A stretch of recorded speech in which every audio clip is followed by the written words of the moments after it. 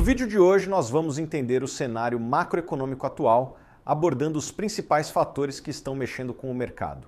Nosso economista-chefe Gustavo Sung vai passar pelos acontecimentos mais importantes aqui no Brasil e no exterior, falando principalmente sobre a alta do IPCA e sobre as movimentações no novo governo Trump. Fala pessoal, obrigado Thiago mais uma vez pelo espaço. Vamos para o nosso resumo macro desta semana que se termina dia 24 de janeiro. Tenho 4 temas importantíssimos que aconteceram na semana e também trazer os impactos que teremos na semana que vem, que teremos 2 decisões de política monetária. Então, vamos começar pelo internacional, 2 notícias importantes que vêm principalmente dos Estados Unidos. Pessoal, não sei se vocês notaram, mas a taxa de câmbio real-dólar aqui negociado estava em torno de 6,15, 6,10 e hoje, nos últimos dias, na verdade, ficou em torno de 5,95, 5,89, está neste patamar. E o ponto principal que explica essa dinâmica de valorização são as declarações do novo presidente eleito, Donald Trump, em relação às tarifas comerciais, que era a grande apreensão dos investidores. Que tipo de política econômica e internacional que a nova gestão ia sinalizar, ia colocar em prática? O grande temor era que o Donald Trump, como a gente tem conversado com vocês, adotasse uma política muito mais protecionista, elevando a tarifa de importação para todos os países. Isso fortaleceu o dólar ao longo dos últimos meses, mas agora ele está com um tom um pouquinho mais moderado. Sinalizou hoje para uma emissora de TV que não desejaria impor tarifas à China, que é o seu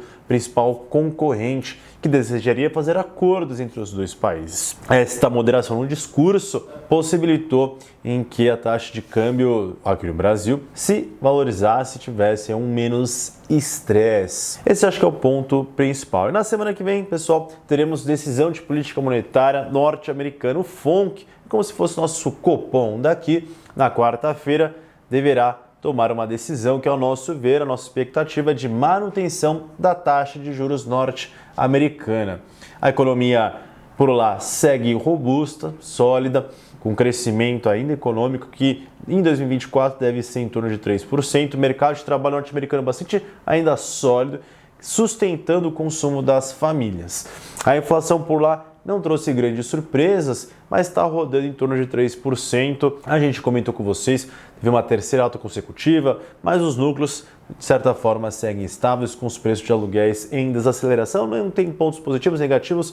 É um cenário um pouquinho mais de parcimônia, no fundo, para o Banco Central norte-americano, para entender a evolução dos próximos dados e tomar uma decisão mais assertiva. Mantemos o qual ainda que em 2025 teremos 2 cortes de juros. Mas para a reunião desta quarta, a manutenção, a nosso ver, é o mais adequado. Agora aqui no Brasil, pessoal, 2 pontos também bastante importantes. Hoje pela manhã foi divulgado o IPCA 15, que é a prévia da inflação oficial do país, que é o IPCA. O que difere basicamente entre eles são os mesmos itens, a mesma cesta, só que o período de coleta deles é diferente. O IPCA 15 dessa sexta-feira veio acima do esperado, com uma alta de 0,11% no acumulado de 12 meses, sai de 4,71 em dezembro e agora está em 4,50, retoma para o limite superior da meta, que é estipulado pelo Conselho Monetário Nacional, que hoje se encontra em 3%, com 1,5% para cima e 1,5% para baixo. Agora o IPCA 15 já está ali dentro da banda. Mas isso não é uma notícia positiva, pessoal. Primeiramente, o IPCA 15 veio acima do esperado.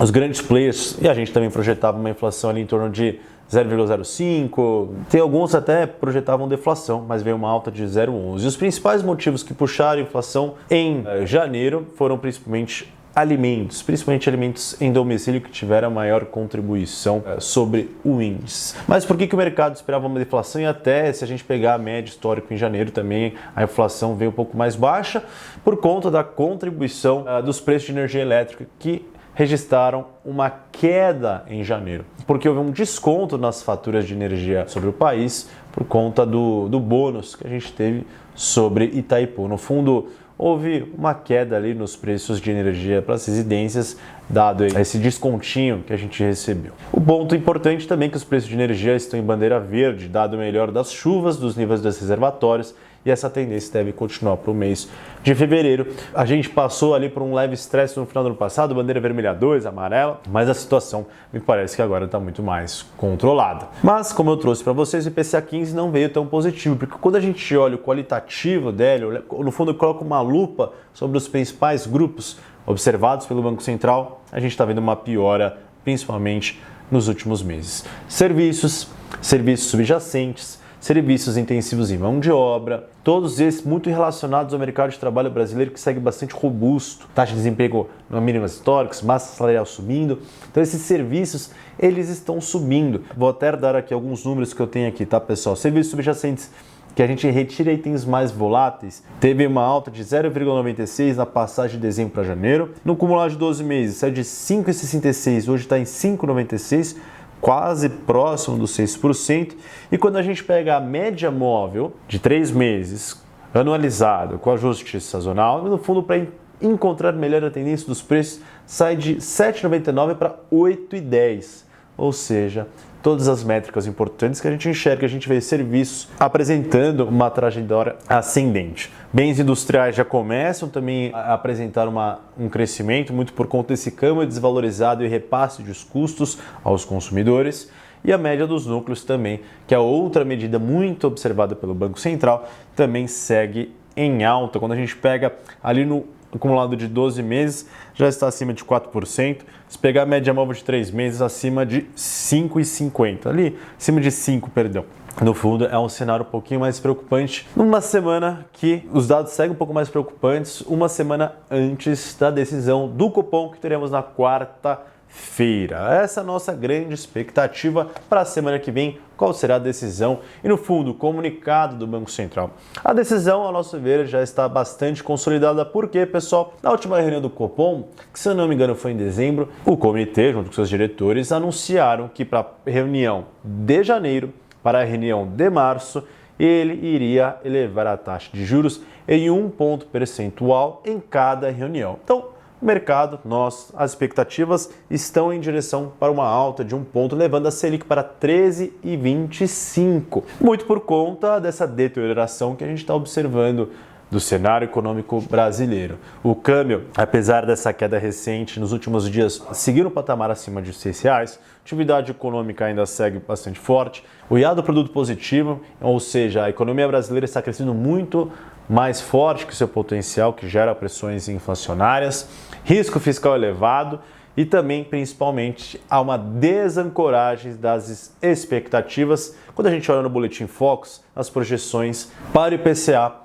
dos próximos anos. Por que é isso importante, pessoal? Se a gente espera que a inflação no futuro seja maior, hoje a gente já embute isso nos preços, via contratos e salários. Eu sempre gosto de dar aquela seguinte analogia. Se você sabe que amanhã vai acontecer algum desastre, a primeira coisa que você vai fazer é ir no supermercado comprar água, papel higiênico e miojo. É a mesma coisa, se você sabe que a inflação vai ser maior amanhã, isso você já embute isso nos preços e isso já contamina a inflação de hoje. Outro ponto, se você está subindo juros e o mercado, as projeções ainda estão subindo, quer dizer que os juros de hoje não é suficiente para poder diminuir e controlar a inflação lá na frente. Então esse é o grande problema, em que é um incômodo muito grande no Banco Central, nos diretores, que semana a semana as expectativas não se estabilizam e continuam subindo e se ampliando muito mais do que o centro da meta. Logo, o trabalho do Banco Central está cada vez mais difícil e é por isso que nas nossas projeções, quando olha esse cenário mais desafiador, prevê que a Selic deve chegar em 15,25 no seu pico, deve se estabilizar isso até o final de 2025. E a gente também está um pouquinho mais pessimista para 2026, principalmente no eleitoral. A taxa de juros deve cair, mas não muito. Deve encerrar o ano que vem em 13,50. No fundo, há muita coisa para acontecer ainda. Em relação, pessoal, ao comunicado para finalizar, para vocês ficarem de olho, Importante notar o tom do comunicado. Lembrando, essa vai ser a primeira reunião com a nova direção do presidente Gabriel Galípolo e a entrada de novos diretores. Importante notar se a votação vai continuar sendo unânime. Eu acho que é importante entender e isso deve ou não gerar ruídos. Quanto mais unânime, melhor. Mas eu acredito que vai ser, tá, pessoal? Eles estão muito bem alinhados, já compraram a alta desse mês, a alta da semana que vem em dezembro, já contrataram mais uma. A dúvida que fica é que se eles vão continuar dando guidance para a reunião pós-março, porque para março, de novo, ele já contratou mais um ponto. Agora, para a reunião de maio, ao meu ver, talvez seja o mais adequado esperar um pouquinho para entender a evolução do cenário econômico, divulgação dos próximos dados, como que vai se desenvolver a economia até maio, tem muita coisa para ocorrer. E aí, ou até março, na verdade, né? Até março que na reunião de março eles podem dar novos guides ao longo do ano. Mas no fundo é isso, pessoal. Acho que o ponto mais importante é o comunicado e essas nuances. Pós-comunicado, na quarta-feira, que normalmente lá pelas 7 horas, eu entro de novo numa live e aí a gente pode conversar mais com mais detalhes e para os nossos assinantes soltamos um relatório extraordinário com as nossas opiniões. Esses 4 temas, pessoal, foram o nosso resumo macro. Bom final de semana e bons investimentos. Obrigado. Se você gostou, dá um like, me siga nas redes sociais, _Gustavo.Sung. Eu estou um pouquinho sumido por ali, mas pretendo retomar os conteúdos por lá e, de novo, comentários construtivos que a gente possa continuar melhorando cada vez mais o conteúdo para você. Até mais!